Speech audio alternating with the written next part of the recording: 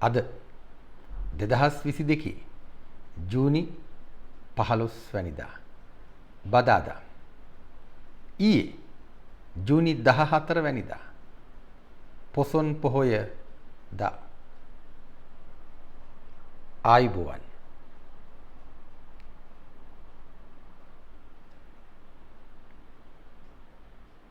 අප දන්නා පරිදි ඉන්දියාවේන බුදුදහම් හිමි වූ පළමු රටවල කිහිපය අතර ශ්‍රී ලංකාවත් සිටිනවා. දේරට අතර බෞද්ධ සම්බන්ධතා ගේඹුරු කිරීමට අග්‍රාමාත්‍ය නරේන්ද්‍ර මෝදී මේතුතුමාගේ මඟ පේනවීම සහ නායකත්වය යටතේ ඉන්දියානු රජය විසින් පියවර රේසක් ගෙන තිබෙනවා. මේ අනුව අමරිකානු ඩොලර් මිලියන් 15ක් විශේෂ ප්‍රදානයක් ප්‍රකාශයට පත් කර තිබෙනවා. 2021 වක පොය දින කුසිනාරාව වේත පළසු ජාත්‍යන්තර ගුවන් යානය ශ්‍රී ලංකාවේ සිට පියාසර කළා. කපිලවස්තු සර්වඥ ධාතුන් වහන්සේලා එහිදී ප්‍රදර්ශනය කරනු ලැබවා. මා සහ මහ කමිසාරිස් කාර්යාලයේ නිලධාරීන් ඔබ සේමට පෙන්වර පොසොන් පොහොය දින ප්‍රාර්ථනා කරනවා. සබ්බේ සත්තා භවන්තු සුඛිතත්තා.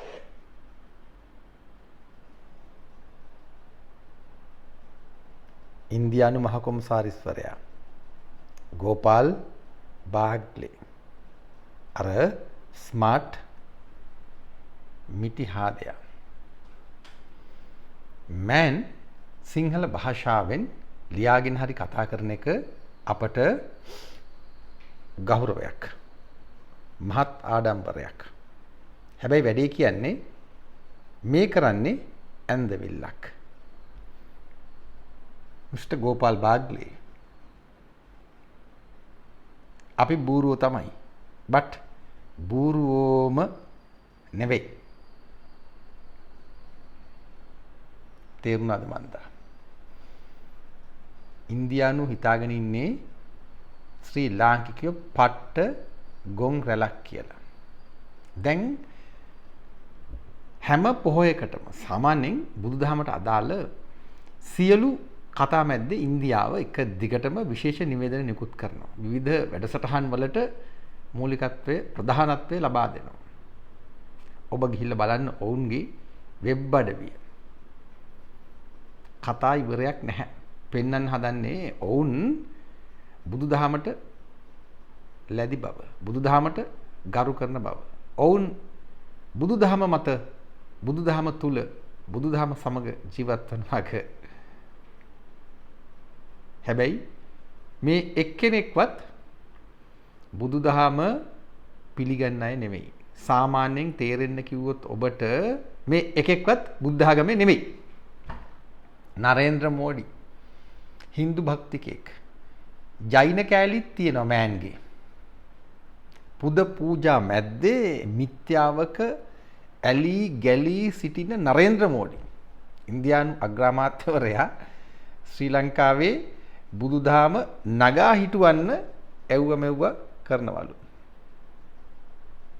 හරිනේ ඉතින් මැදගොඩ අබේතිස්ස හාමුදුරුවෝ මහාචාර්ය ආචාර්ය ඕමල්පේ සෝභිත හිමි බෙන්ගමුවේ නාලක හිමි හමුදා නායකයෙක් වගේ නිකන් කතා කරන්නේ. ගංජා තමයි ප්‍රියතම විෂය. ඩයනා ගමගේගේ අයියා කෙනෙක් වෙන්න. එක්ක මාමා කෙනෙක්. ගංජම තමයි කට ඇරියොත්. ඕමල්පේ සෝභිත හාමුදුරු වගේම තමයි. පොදුවේ ගත්තාම ත්‍රස්තවාදිය. තවත් බොහෝ ස්වාමින් වහන්සේලාගේ නම් මතක් වෙන මේ වෙලාවේ ලයිස්තුවක්ම. නිකන් නියෝජනයක් විදිහට ගත්තොත් එහෙම මාවරැල්ලේ භද්දිය හාමුදුරුවෝ, කිරිබත්ගොඩ හාමුදුරුවෝ, අර වගා කරන උමන්දාවේ හාමුදුරුවෝ. මෙහෙම බලාගෙන යනකොට ඇත්ත තමයි. ඉන්දියාවට මෙහෙම අපිව ජෝක් කරන් හිතෙන එක අහන දෙයක් කෝ එක ස්වාමින් වහන්සේ කෙනෙක් මහා නායක හාමුදුරුවරු හැරෙන අතට එක එව්වා කියනවා. යන්ත මේ දවස්වල විජේදාස රාජපක්ෂගෙන් නූලෙන් බේරලා ඉන්නේ. ඊළඟ මොහොතේ මොනවා කරයිද දන්නේ නැහැ. මුරුත් එට්ටුවේ ආනන්ද හාමුදුරුවෝ ළඟින් ගියොත් ඇහැක් නැහැ. ඇල්ලේ ගුණවංශ හිමි කතා කරලා වැඩක් නැහැ. හැම එකාම අන්දනවා උන්වහන්සේ ඇඳ ගන්න. ඔන්න වැඩි. අතුරුලි රතන හාමුදුරුවෝ දැනගෙන ප්ලේ කරන්නේ. ස්වාමින් වහන්සේ කෙනෙක් නෙවෙයි නෑ කියන්න තිබ්බා කොල්ලා දැනගෙන ප්ලේ කරන්න කියලා. මාර වැඩක් නේ. ඕන දෙයක් කරනවා අතුරුලි රතන හාමුදුරුවෝ. එතකොට ඉන්දියාව බලනවා ශ්‍රී ලංකාවේ ස්වාමින් වහන්සේලාගේ තත්ත්වය. උන්වහන්සේලාගේ හැසිරීම මැද්දෙන් ඥානසාර හාමුදුරුවෝ අමතක වුණා. ගල ගොඩ අත්තේ ඥානසාර හාමුදුරුවෝ. මේ සියලුම ස්වාමින් වහන්සේලා දකින්නකොට ඉන්දියානුව කල්පනා කරනවා මෝඩි පාලනය ගෝපාල් භග්ලේ ගොන් රැලක් මේ රටේ ඉන්නේ. මේ වගේ ස්වාමින් වහන්සේලා බණ දහම් දේශන ඒවා අහන මේ ස්වාමින් වහන්සේලාට වන්දනාමාන කරන රටේ පොදු මහ ජනතාව සිංහල බෞද්ධයෝ අනිවාර්යයෙන්ම ගොන්නුම තමයි කියලා හිතාගෙන ඉන්නවා. ඒ අනුව මේ විදිහේ සෙල්ලමක් දාලා අපිව අන්දන්න පුළුවන් කියලා හිතනවා. ඔබ හොඳට අහගෙන ඉන්න අපට කරලා තියෙන උදව්. කුෂිනාරාවට පළමු ගුවන් යානය ශ්‍රී ලංකාවේ සිට ගියාලු. අපට පාන්ද මිස්ටර් ගෝපාල් බාග්ලේ මොනවයි අපට ලැබෙන්නේ? නාමල් රාජපක්ෂ ඇතුළු ඩිවි චානක ඇතුළු සෙට් එකක් ස්වාමින් වහන්සේලා පිරිවරාගෙන ගියා අපි දැක්කා. ඒ ඇස්සේ කරපු කට්ට කෛරාටික වෙට්ට පිත්තල වැඩේ තමයි බොහෝ දේශපාලනික මාරාන්තික වැඩේ තමයි රත්මලාන ගුවන් තොටුපොළ දකුණු ඉන්දියාව යා කරන ගුවන් පාලමක් බවට පත් කරගත්තා. නාමල් රාජපක්ෂම මෙහෙම ඇවිල්ලා රිබන් එක කපලා ජාත්‍යන්තර ගුවන් තොටුපොළක් බවට පත් කරලා දුන්නා. ඉන්දියාවේ බල කිරීමට. ඔය මැද්දේ කරගත්තු වැඩි. කුෂිනගර් නේ කුෂිනගර් පෙන්නලා රත්මලාන නගර් අත්පත් කරගත්තා. කැපිටල් මහරජාගේ නිවුස් ෆස්ට් මතක් වෙන්න ඕන. කැපිටල් මහරජාගේ බල කේන්ද්‍රය හදාගෙන තියෙන්නේ රත්මලාන ගුවන් තොටුපොළට යාබදව. ඔබ හිතනවද මේ යට වෙන කතාවක් නැතුව ඇති කියලා? පේන මානේ. රත්මලාන ගුවන් තොටුපොළ ඉන්දියාවට යා කරගෙන මේ පැත්තේ කැපිටල් මහරජාගේ බල මූලස්ථානේ. කොළඹවට ඉඩමක් නැතුවද? මේකන අපි බොහොම සෙවිල්ලෙන් බලාගෙන ඉන්නේ. මුංගේ ගමනාන්තය 2050. අපි ජීවතුන් අතර නොහිටියොත් ඔබ කල්පනාවෙන් බලාගෙන ඉන්න මොනවද වෙන්නේ කියලා. ඊටාමත්ම බරපතල තත්ත්වයන් රට තුළ නිර්මාණය වෙනවා. අපේ පරයෝ පරට්ටියෝ කිසිම දෙයක් දන්නේ නැහැ. උන් එදා වෙල ට්‍රැවල්ස්. දැන් ගෝපාල් බාග්ලේ කියන හැටියට අපට උදව් කරනවා. උදව් කරන්න සැදී පැහැදී සිටිනවා බුදුදහමත් නගා සිටුවන ගමන් නරේන්ද්‍ර මෝඩි ඉන්දියානු අග්‍රාමාත්‍යවරයා. ලබ්බ තමයි ක්‍රෙඩිට් ලයින්ස් දීලා තියෙනවා. අපේ පරයෝ ඩොලර් කුමන්ත්‍රණයක් තුල හිර වෙලා උන් දන්නෙත් නැහැ මොනවද කරන්න කියලා ණයට ඉල්ලගෙන කනවා. ණය අපි ගෙවන්න ඕන. එක ක්‍රෙඩිට් ලයින් එකක් ඉවරයි ඊළඟ ක්‍රෙඩිට් ලයින් එක දෙනවා. අපට උදව් කරනවා. ඇත්ත තමයි ඉතින්. මැරෙන්න වැටිලා ඉන්න අපට මෙහෙම දෙයක්වත් මද ඇහිලා අපේ ඌ කල්පනා කරනවා දැන්. ජංගි අරගලයේ මතින් තමයි සියල්ල සිද්ධ වෙන්නේ. දැන් ඊටාත්ම අයහපත් තත්ත්වය තමයි මිලින්ද මොරගොඩ පාත්ෆයින්ඩර් වොෂින්ටන් කොළුවා ඉන්ඩෝ පැසිෆික් ඒජන්ට් චීන තරවුකරුවා ඉන්දියාවේ සිට නවදිල්ලියේ සිට මෝඩිත් එක්ක එකතු වෙලා ජෝ බයිඩන්ගේ මඟ පෙන්වීම මත ඇමරිකානු රාජ්‍ය දෙපාර්තමේන්තු උපදෙස් මත වොෂින්ටන් කේන්ද්‍රීය ඇමරිකානු බලය මත ක්‍රෙඩිට් ලයින්ස් පෙන්න ශ්‍රී ලංකාව කොල්ල කනවා. ශ්‍රී ලංකාවේ බල ශක්ති අධිකාරී ගාමක බලවේගයේ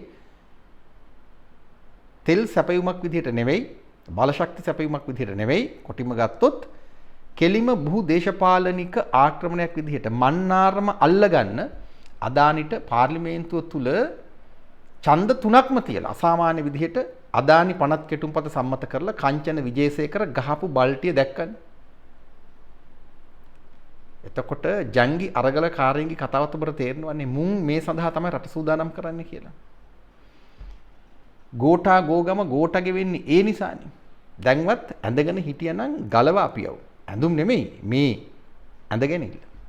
පට්ට ගේමක් කියන්නේ. ගෝපාල් බාග්ලලා හිතාගෙන ඉන්නේ අපි බූරුවෝ කියලා. හරි ඇත්ත තමයි. හැබැයි බූරුවම නෙවෙයි කියලා අපි අනිවාර්යයෙන්ම ඔප්පු කරන්න ඕන.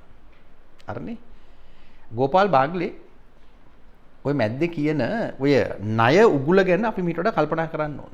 හේතුව තමයි නරේන්ද්‍ර මෝඩි ඉන්දියානු නායකයා ඇමරිකානු නායකයා ජෝ බයිඩන්ට සතරකම් මන්ත්‍රණ මැද්දෙන් බල කරලා දෙන්න එකට එකතු වෙලා අනෙක් රටවල් වලට කියලා තියෙනවා අපේ රටට යම් මැදිහත් වීමක් කරනවා නම් අනිවාර්යයෙන් මේ ඉන්දියාව සමග විය යුතුයි. ජපානය ශ්‍රී ලංකාවට උදව් කරන්න හදන මොහොතේ ජපන් නායකයාට ඉන්දියානු නායකයා වෙනුවෙන් ඇමරිකානු නායකයා කිව්වා කරන දෙයක් උඹ ඉන්දියාව හරහා කරපන් කියලා. වගකීමෙන් ඔබට කියන්නේ. ජනමාධ්‍ය තුලත් මේ සඳහා සාක්ෂි තිබෙනවා. ඊටත් අමතරව වගකීමෙන් ඔබට කියන්නේ. ජපානයේට කිසිම දෙයක් ශ්‍රී ලංකාවට දෙන්න බෑ ඕන වුණත් උදව්වක් නෙවෙයි ආයෝජනයක්වත් දෙනවා නම් දෙන්න ඕන ඉන්දියාව හරහා. ඉන්දියාව දැන් අපිව වට කරගෙන ඉන්නේ. චීනු මේ පැත්තෙන්. ඉන්දියාව කියනකොටම යලි ඇමරිකාව. අපි පට්ට උගුලක අහුවෙලා ඉන්නේ. ඒ ගැන තමයි අපි එක දිගටම කතා කරමින් ඉන්නේ. මතකනේ. අකමැත්තෙන් වුණත් මතක් කරගන්න. බියරුතරුවේ කතාවම තමයි. මිලින්ද මොරගොඩ සියල්ල මැද්දේ බල කේන්ද්‍ර හසුරුවමින් රටට එරෙහිව වැඩ කරනවා. එක පරෙක්වත් මිලින්ද මොරගොඩට විරුද්ධ නැහැ. ගෝඨා රනිල් ගෝඨා කිව්වහම රාජපක්ෂ කල්ලියම රනිල් සජිත් අනුර පාඨලි දෙමළ මුස්ලිම් කල්ලි නායකයෝ ඔබට අහිලා තිනවද මිලින්ද මොරගොඩට විරුද්ධ වෙනවා.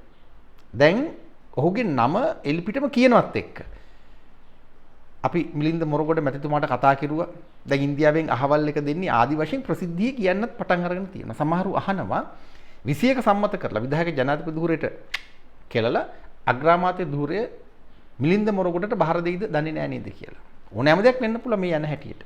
හැබැයි හෙළ ඓතිහාසික මූලයන් මත අපි මහා ජන පෞරක් වෙලා එකට ජංගි අරගලේ නෙමෙයි සැබෑ අරගලයක් අඛණ්ඩව පවත්වාගෙන යමින් දැනුමට බුද්ධියට පදනම්ම මේ පරයින්ම පරාජය කරන්න ඕන. අපේ හෙළය වර්තමාන ශ්‍රී ලංකාව 78ට පදනම් නූතන රාජ්‍ය අනිවාර්යෙන්ම අපි ආරක්ෂා කර ගන්න ඕන.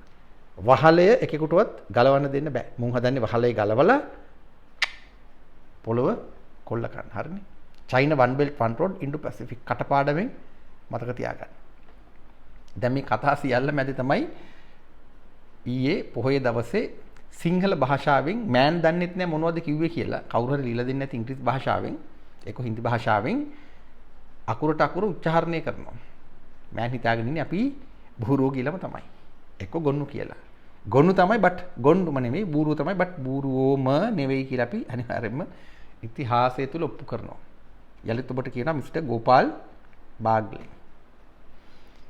දැන් මේ කතා මැද්දේ මෑන් කියපු තව කතාවක් තියෙනවා අතිශය වැදගත්. ඔහුගේම වචන වලින් ඔහු කියනවා අප දන්නා පරිදි ඉන්දියාවෙන් එන බුදුදහම හිමි වූ පළමු රටවල් අතර ශ්‍රී ලංකාවත් සිටිනවා. දෙරට අතර බෞද්ධ සම්බන්ධතා ගැඹුරු කරන්න අග්‍රාමාත්‍ය නරේන්ද්‍ර මෝඩි මඟ පෙන්වනවා. මේ ගෝපාල් බාග්ලේගම වචන. ඔහුට කවුරු හරි ලියලා දීපු වචන. හොඳ think tanks ගණනාවක් වැඩ කරනවන් රටට එරෙහිව. ඒ think tanks අතර නරේන්ද්‍ර මෝඩිව මෙහෙවන. නරේන්ද්‍ර මෝඩිත් එහි කෑල්ලක් කොටසක් තමයි මුරිච්චියක් ඇණයක් නට් එකක් තමයි එක්ක රෝදයක් තමයි මේ think tank එක හොඳටම කල්පනා කරලා දිගු කාලීනව බුදුදහම තොරම්බල් කරන කළු කුමන්ත්‍රණයක් රටට එරෙහිව දියත් කරනවා. ඉන්දියාවේ නළු නිලියන් ගෙන්නවල මේ රටේ සිනමාව ආක්‍රමණය කරනවා. ඒක දැන් ඉවරයි.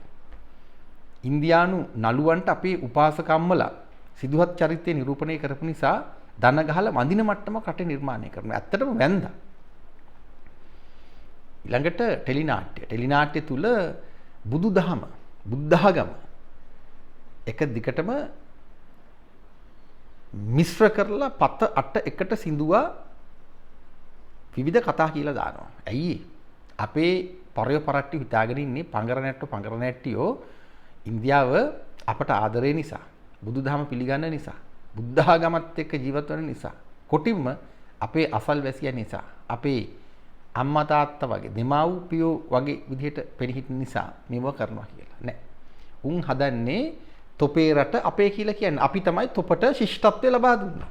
නැත්තම් තොපි කැලේ ජීවත් වුණේ අපේ බුද්ධඝමත් එක්ක තමයි උඹලා ගොඩ නැගුණේ. දැන් ඒකනේ කියන්නේ බුදුදහම හිමි වුණු පළමු රටවල් අතර ශ්‍රී ලංකාවක් තියෙනවලු. ගෝපාල් බාග්ලේ දන්නේ නැහැ. බුදුදහම ඉන්දියාවෙන් අතු ගෑවිලා යනවා.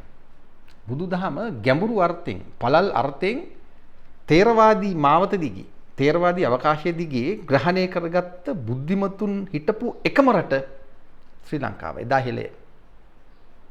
මහින්දාගමනය මේ මහින්දාගමනය වගේ නෙවෙයි. මහින්දාගමනය ශිෂ්ටාචාරය තුල දැවැන්ත සංවාදයක්. මානව ශිෂ්ටාචාරය තුල ගෝලීය පරිමාණ මානව ශිෂ්ටාචාරය තුල දැවැන්ත සංවාදයක්. ඒ හුදු බුද්ධාගමේ කතාවක් නෙවෙයි. බුදුදහම බුද්ධාගම බුදු සසුන කලාප තුනක් මතක තියාගන්න. බුදුදහම ආගමක් නෙවෙයි. දර්ශනයකුත් නෙවෙයි. බටහිර දැනුම් පද්ධතිය හරහා බුදුදහම වර්ගීකරණය කරන්න උත්සාහ කරන්න එපා. බුදුදහම වෙනම දහමක්.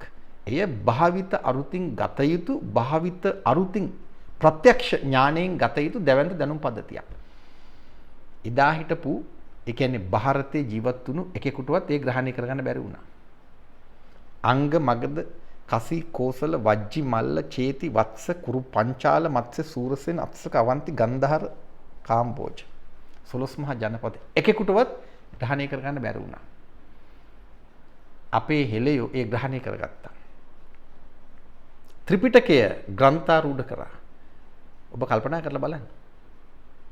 අභිධර්මයේ වටහා ගන්න පුළුවන් එකෙක්වත් ඉන්දියාවේ ඉඳලා නැහැ. අපේ හෙළයෝ එය ග්‍රන්ථාරූඪ කරා. මොනතරම් දැවැන්ත ශිෂ්ටාචාරයක්ද එදා හෙළේ නූතන ශ්‍රී ලංකාව. කල්පනා කරලා බලන්න. ඉන්දියානුවන්ට හැරෙන්නවත් බෑ. ඉතිහාස කතාව අනුව අපි නෙවෙයි කියන්නේ. ඉන්දියානු ඉතිහාසය කියන්නේ. ඉන්දියානු ඉතිහාස කරුවෝ කියන්නේ. අපේ රාවණාට ඉන්දියාවේ පැරණි ಭಾರತයේ රාම පෙරදුනා. තරහ පිරිමහන්න අවුරුද්දකට වතාවක් නරේන්ද්‍ර මෝඩි ගිනි තියපු ඊතලයකින් අපේ රාවණ රජුරන්ගේ අනුරුවකට දැනුත් විදලා ගිනි තියනවා. ඉන්දියාවට මොරාල් එක දෙන්න. මේ තමයි ඉතිහාස කතාව. දැවැන්ත බුද්ධිමතුන් ජීවත් වුණු පොළොවක් මේ පොළොව.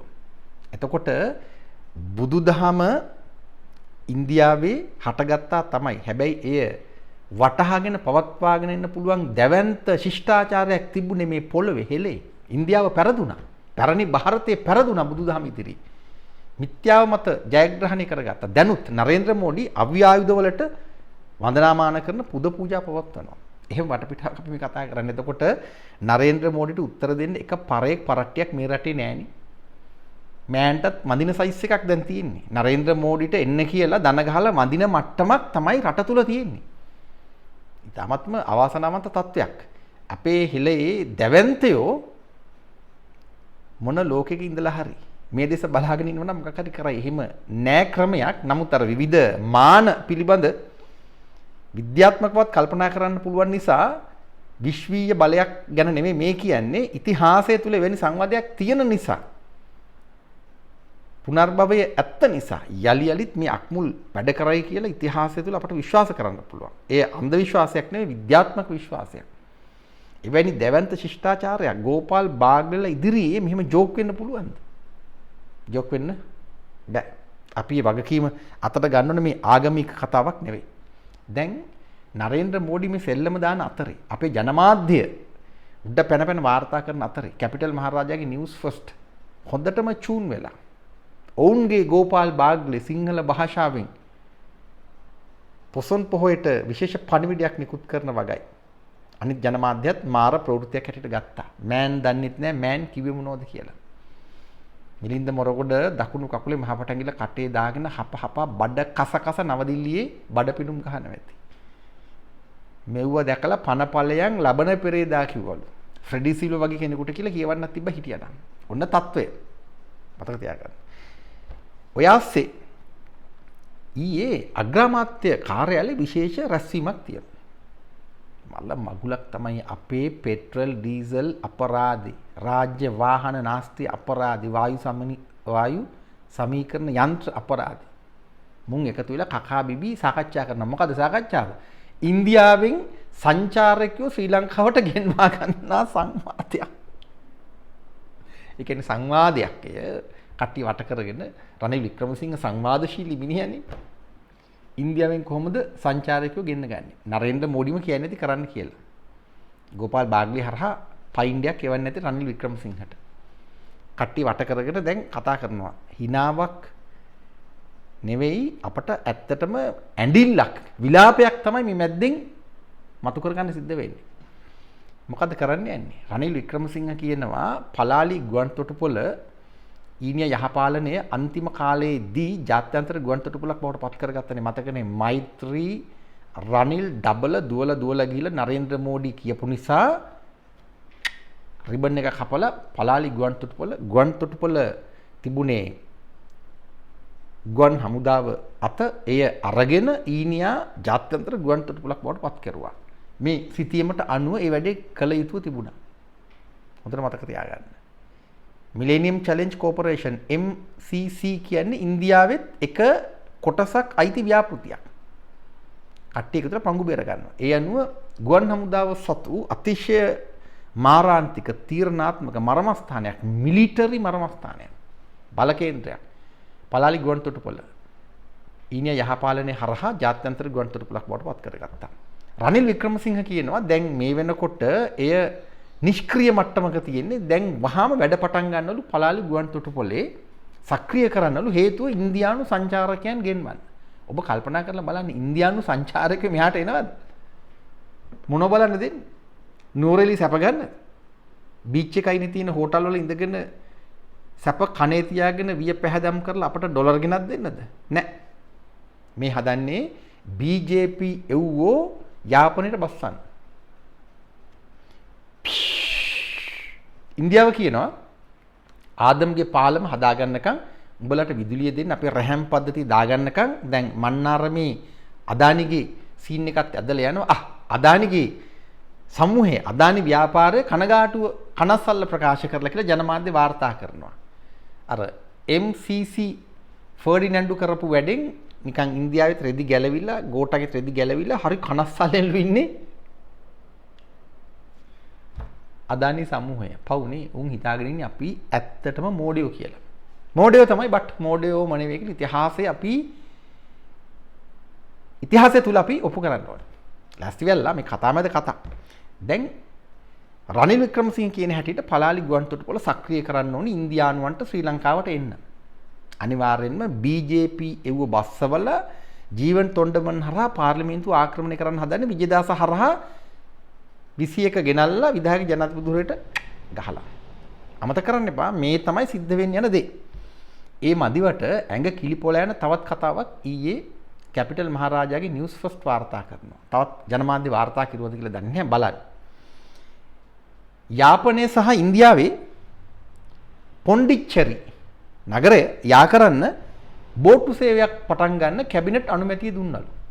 දීවර අමාත්‍ය ඩග්ලස් දේවානන්දා උපුටා දක්වමින් තමයි ප්‍රවෘත්තිය පළ කරන්නේ කැපිටල් මහරජාගේ නිවුස් ෆස්ට්. නරේන්ද්‍ර මෝඩි සිංහල භාෂාවෙන් පොසොන් පොයදා අපිව අන්දන අතරතුර රනිල් වික්‍රමසිංහ සහ ඩග්ලස් දේවානන්දලා එකතු වෙලා කරන වැඩ. ගෝඨාගේ අනුග්‍රහය යටතේ ජංගි අරගලයේ මත පලාලි ගුවන් සේවය සක්‍රිය කරන්නලු වහාම ඒ සඳහා පියවර ගන්නලු නිලධාරීන්ට බලධාරීන්ට කියන්නේ. ඊළඟට යාපනය සහ ඉන්දියාවේ පොන්ඩිච්චරි නගරය යා කරන බෝටු සේවයක් පටන් ගන්නලු. ඔබ හිතන්නකෝ ඉන්දියානු එක දිගටම ශ්‍රී ලංකාවට පොලිමේ ආදම්ගේ පාලම තම හදාගන්න බැරි වුණානේ. දැන් රැහන් පද්ධතියක් එළලා අදානිගේ බලය පාවිච්චි කරලා මතකනේ අපි එක දිගටම කතා කරනවානේ සුබ්‍රමණියන් ස්වාමීගේ කරපිටින් ආදම්ගේ පාලම ගොඩ දාලා ඒ හරහා පයින් එන්නනේ හදන්නේ. ඒ වැඩේ කරගන්නකම් හදිසි නිසා අයියලාට බෝටු සේවය පටන් ගන්නවලු. මද්ද්‍රව්‍ය ජාවාරම, අවි ජාවාරම ඊළඟට LTTE අලුයට ගිනි පුපුරු සියල්ල සක්‍රිය වෙන හොඳටම ඉඩ තියෙනවා. BJP එව්වෝ යාපනයේ පදිංචි වෙයි. දැන් මේ වෙනකොටත් කොළඹ කේන්ද්‍රීය රාජ්‍ය බලය නොසලකා හැරලා ඉන්දියාවෙන් යම් යම් දේවල් යාපනයට ගේනවා. එතකොට මොකද සිද්ධ වෙන්නේ යන්නේ? ඉන්දියාව හදන්නේ සීකිම් රාජ්‍ය වගේ අඩුම තරමේ උතුරු කරේ අල්ලගන්න. අපේ පරයෝ පරාට්ටියෝ ඉඩ දීලා බලාගෙන ඉන්නවා. ඉතිහාසය අපට සමාව දෙයිද? ජංගි අරගල කරුවන්ගේ කරපිටින් තමයි වැඩේ කරන්නේ. දැන් කැපිටල් මහරජාගේ කළු මාධ්‍ය මෙහිම පටන් අරගෙන තියෙන්නේ කුස්සියේ විලාපය. ඊ රාජගිරි අර පොෂ් එවුන් කොළඹ හතේ එවුන් ඇවිල්ලා තට්ටු කරනවා. ලබ්බ තමයි කුස්සිය හැලිවලන් උස්සන් ගල තට්ටු කරනවා. හොඳට පේනවා උන් කුස්සියකටවත් ගිහිල්ලා නැහැ.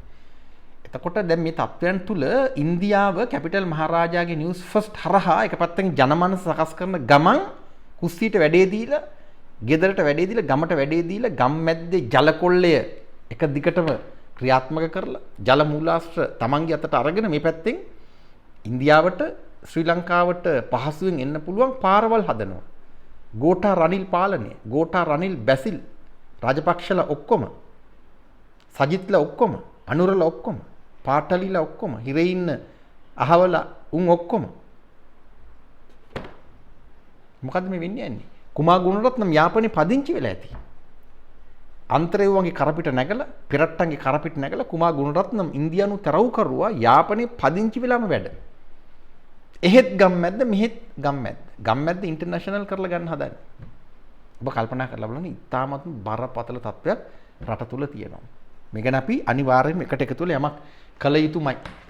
ප්‍රජාතන්ත්‍රවාදයේ තුල දැවැන්ත මැදිහත් වීමක් අපි අනිවාර්යයෙන්ම ගොඩ නැගී යුතුයි. පක්ෂ වහල් භාවයෙන් මිදිලා අපේ රට වෙනුවෙන් එකට හිට ගන්න පුළුවන් මහා ජනපෞරක් හදන්න ඕන. එය ඡන්ද අභිබවයන්, පක්ෂ සීමාවන් අභිබවයන්, ගමෙන් ගම සංවාද ගොඩනගන පන්සල්, කෝවිල්, පල්ලි එකට එකතු වෙලා එකම ආගමික මධ්‍යස්ථානයක් බවට පත් වෙන 78 ව්‍යවස්ථා මත යලි පූදින මහා ජනබලයක්, ශ්‍රී ලාංකික ජනබලයක් ගොඩනගන්න බැරි වුණොත් අපට අනිවාර්යයෙන්ම කෙලවෙනවම තමයි.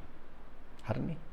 ඊයේ පොසොන් පොහොය ගෝපාල් බාග්ලෙට ආයු බෝ වේවා කියන ඉඩ දීලා ඇත්තටම අපි ආයු බෝ වෙන්න වැඩ කරන්න ඕන. ආයු බෝ වෙන්න නම් රට රාජ්‍ය ජාතිය එකට පවතින්න ඕන. මේ දේශපාලන යෝජනාව. යෝජනාව යලි සංවාදයක්. සංවාදය යලි වැඩබිමක්. අපේ ආදරණීය අම්මා වෙනුවෙන් අපි අපේ ආදරණීය අම්මගේ, අපේ ආදරණීය මව්බිමේ ආදරණීය දරුවෝ, හරිනේ.